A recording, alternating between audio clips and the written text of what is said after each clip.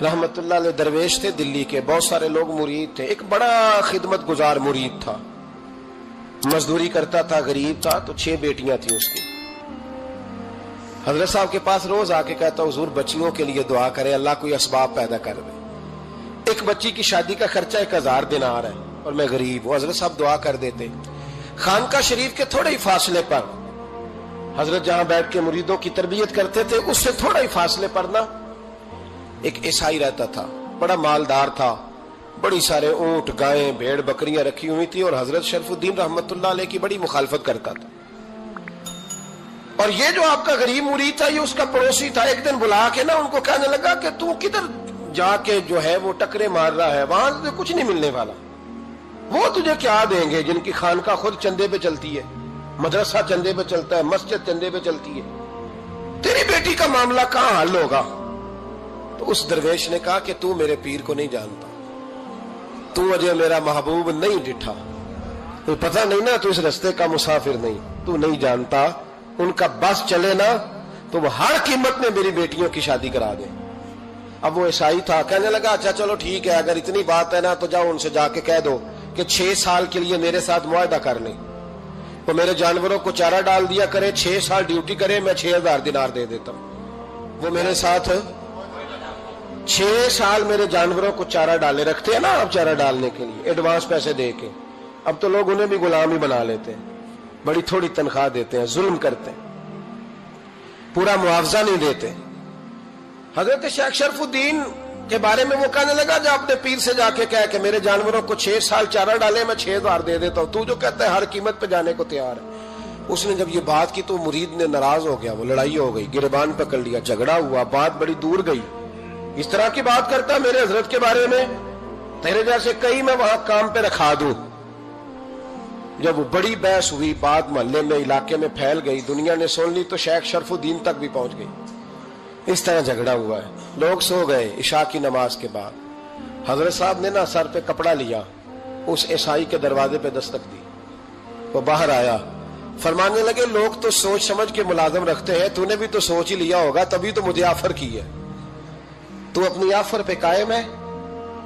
वाकई मुझे रख लेगा और 6000 दिनार दे देगा? कहने लगा जा बाबा काम कर अपना। फरमाया नहीं, तूने इतने लोगों में बात की, इतनी बहस हुई, तो कायम है?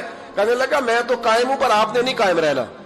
फरमाया मैं सोच समझ के आया हूं। उसने कहा आप ड्यूटी करेंगे, भैंसों को चारा डालेंगे? फरमाया एक शर्त, बस जब अजान हो जाए ना तो मुझे रब की नमाज पढ़ने की इजाजत दे देना, बाकी सुबह शाम जो तू कहेगा। अगर उस गरीब की बेटियां ब्याही जाए तो मुझे और क्या चाहिए? उसकी 6 बेटियों का बोझ है उसके सर पे, तू मुझे रख ले। अल्लाह अकबर।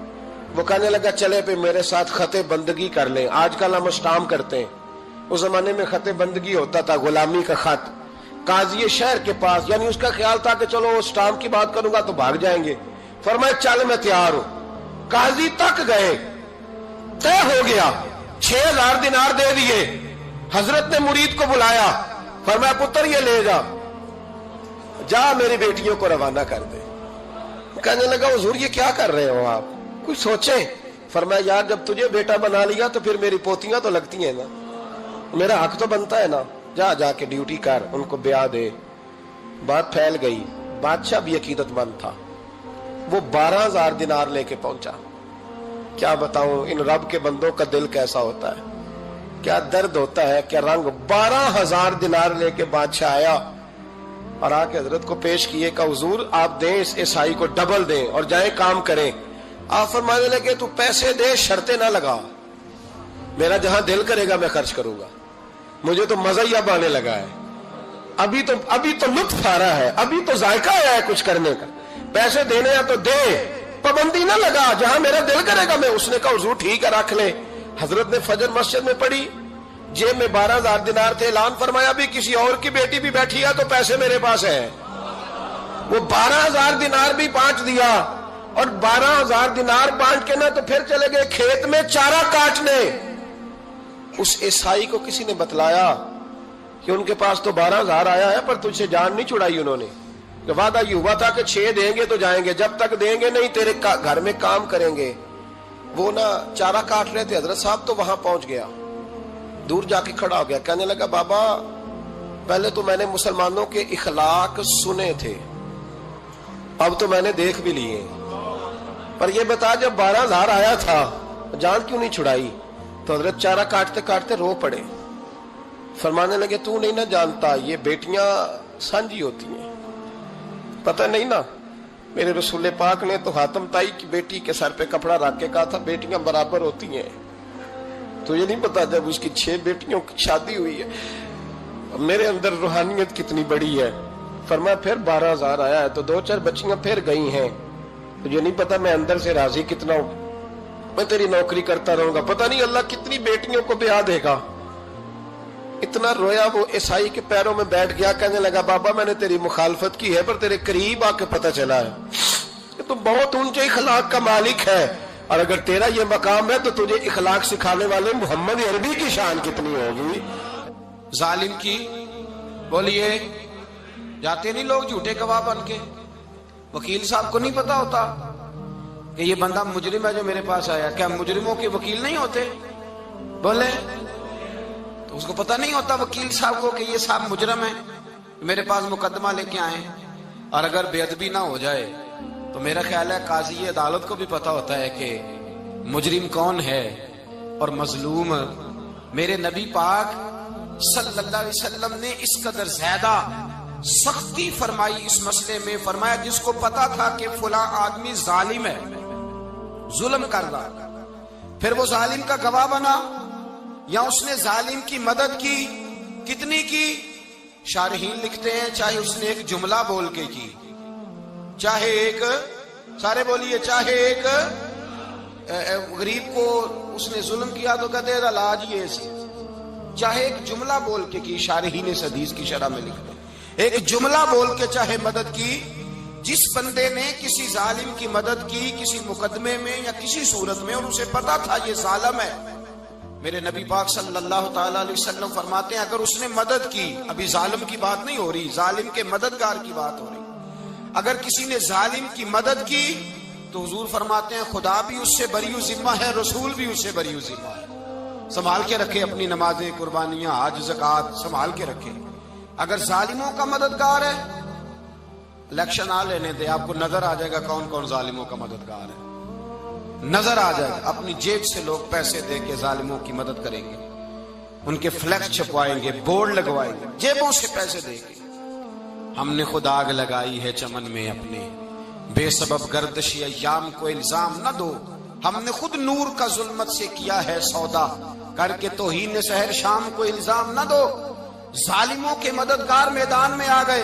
یہ چھوٹا لفظ نہیں، میرے حبیب پاک صلی اللہ علیہ وسلم نے فرمایا جو ظالم کا مددگار ہے سن لے جو سجن کے ساتھ کچہری جاتا ہے، وہ یاد رکھے جو دوست کا گواہ بنتا ہے، وہ یاد رکھے جو کہتا ہے میں مانگی گیا تھا، مجھے بلایا گیا تھا قبضہ چھڑانے کے لیے کسی غریب بیوہ کی جائیداد پہ. کب وہ سن لے تو مدد کر کے نہیں آیا، تو خدا کے ذمے سے نکل گیا ہے. رسول پاک نے فرمایا تیرا میرا تعلق ختم ہو گیا، تو ظالم کا مددگار ہو گیا. پھر تو کہتا میں بے چین ہوں، میں بے قرار ہوں، میں آزمائش کا شکار ہوں. پلٹ کے دیکھ تو صحیح تیرا گناہ کتنا بڑا ہے. میرے نبی پاک صلی اللہ علیہ وسلم کا ایک اور فرمان سن لیں، ابن ماجہ ابو داؤد میں موجود ہے. اس حدیث کو آپ نے یاد کر لینا ہے. کر لیں گے انشاءاللہ؟ سارے کہیے انشاءاللہ کر لیں گے یاد. حضور صلی اللہ علیہ وسلم نے فرمایا اگر تو ظالم کی مدد کرے گا نا، یہ لفظ دل کی تختی پہ لکھ لینا، یہ مکافات عمل ہے، مکافات عمل دنیا. ادھر کرو گے تو ادھر بھرو گے. فرمایا اگر تو کسی ظالم کی مدد کرے گا، سن لے حضور کا فرمان ہے، اگر تو ابن ماجہ ابو داؤد سیاہ میں موجود ہے، فرمایا اگر تو کسی ظالم کی مدد کرے گا تو رب تعالیٰ مرنے سے پہلے تیرے اوپر بھی ظالم کو مسلط کر دے گا. تیرے اوپر بھی ایک دفعہ ظلم ضرور ہوگا اگر تو ظالم کی، وہ کسی صورت میں بھی ہو سکتا ہے، کسی صورت میں تیرا بیٹا ہی اٹھ کے ظلم کر دے گا، تو الجھ جائے گا. کسی نہ کسی جگہ تیرے لیے تباہی کا سامان ہوگا، تیرے اوپر ظلم ہوگا، اس لیے کہ تو ظالموں کا مددگار ہے. چاہیے یہ تھا کہ تو مظلوم کی مدد کرتا، انسانی ایمانی یقین کا فریضہ سر انجام دیتا. تو ظالموں کا مددگار ہو گیا. ٹٹول کے دیکھ لیں، رزلٹ نکال کے دیکھ لیں، ہمارے زمانے میں ظالموں کے مددگار زیادہ ہیں. اتنی لمبی زبانیں نکال کے ظالموں کی مدد کرتے ہیں.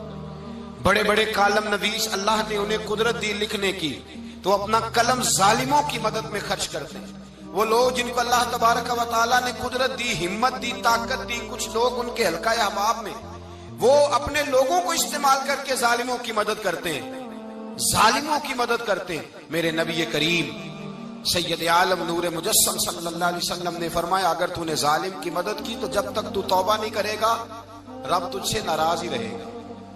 اللہ تجھ سے، او بھائی جس سے رب بھی ناراض ہو گیا، نہ کھانا نہ پینا نہ سونا نہ جاگنا نہ نیند، پھر تیری ہر چیز تیرے لیے آزمائش ہو جائے گی، پھر تیرا سایہ بھی تیرے لیے خوف کا سامان بنے گا، پھر زندگی جیتی جاگتی لاش بن جائے گی، تو اپنے کندھوں پر اپنی میت اٹھائے پھرے گا جب تو ظالم کا مددگار ہوگا۔ اور نبی پاک صلی اللہ علیہ وسلم نے فرمایا، ظالموں کا مددگار بھی ظالم ہوتا ہے، ظالموں کا مددگار بھی، سارے بولے ظالموں کا مددگار بھی نہیں، کو نہیں، آپ سارے نہیں بولے، ایک دفعہ بولے ظالموں کا مددگار بھی، پکی بات ہے، ظالموں کا مددگار بھی۔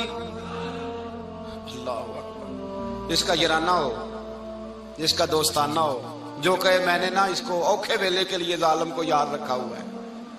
کبھی مشکل میں رکھے نہیں ہوئے لوگوں نے ظالم دوست، کہتے میں نے رکھے ہوئے ہیں، بلکہ ہمارے دیہات میں تو کہتے ہیں میں نے بازو بنائے ہوئے ہیں۔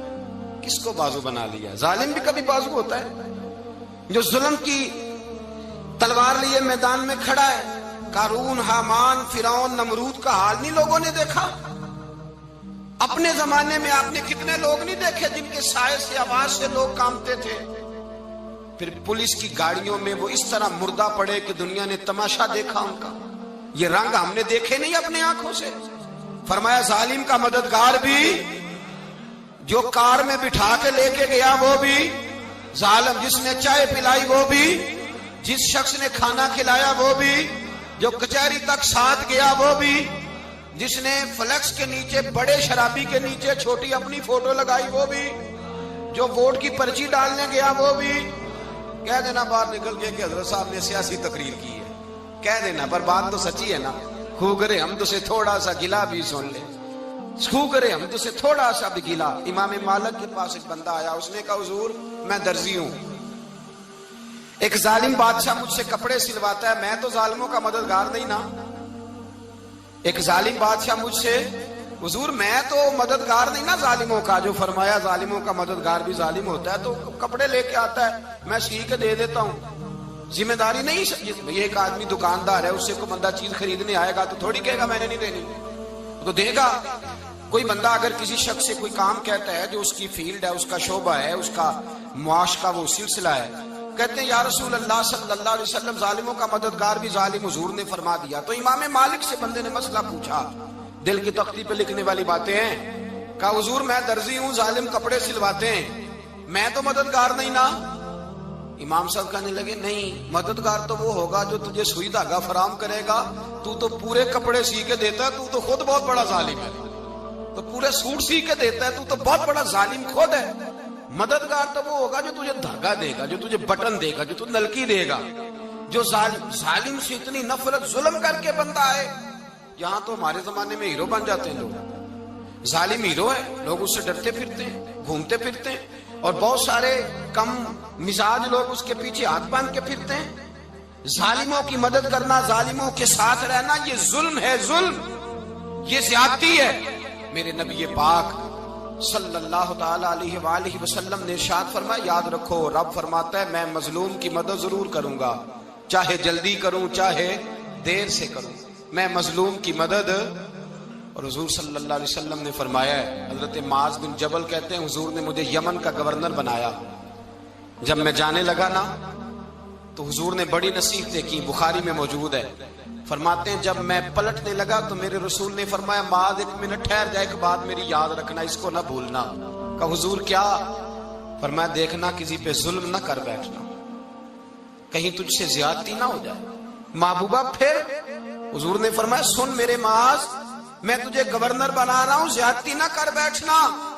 یا رسول اللہ صلی اللہ علیہ وسلم کیا ہوتا ہے؟ تو میرے کریم نے فرمایا جب مظلوم دعا کے لیے ہاتھ اٹھاتا ہے تو عرش کا مالک کہتا ہے فرشتوں پیچھے ہٹ جاؤ، عرش کا مالک کہتا ہے فرشتوں پیچھے ہٹ جاؤ۔